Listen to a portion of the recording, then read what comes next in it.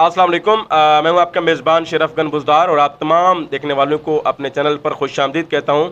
नाज़रीन, हमने पहले स्टोरी की थी राशिद किरचू के हवाले से। जिस तरह अदालती इहाते में आज सारा दिन एक तमाशा लगा रहा, और अब जो है खबर और सामने आई है, वो ये है कि राशिद किरचू की जो वालदा है, उन्होंने जो है अदालत से रुजू किया है, डिस्ट्रिक्ट एंड सेशन जज को एक दरख्वास्त गुजारी है, एक पटिशन डाली है कि उसके बेटे राशिद जिंदानी को, जो कि थाना पंजाब पुलिस और बॉर्डर मिलिट्री पुलिस दोनों को मतलूब है, इनके ऊपर 31 जो है FIRs हैं पंजाब पुलिस के, और इसके अलावा BMP में भी 4-5 FIR हैं।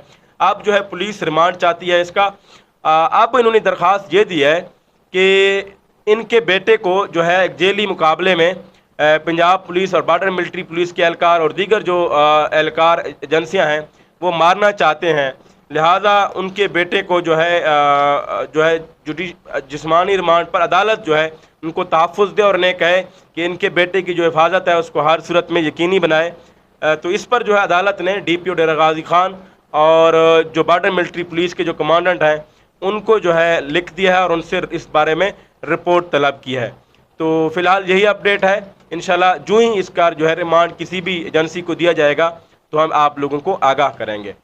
इसी बात के साथ अपने मेज़बान शरफ गन बुज़दार को दीजिए इजाज़त। इंशाल्लाह एक नेक्स्ट वीडियो के साथ आप दोस्तों की खिदमत में हाज़िर होऊंगा। तब तक के लिए अल्लाह हाफ़िज़।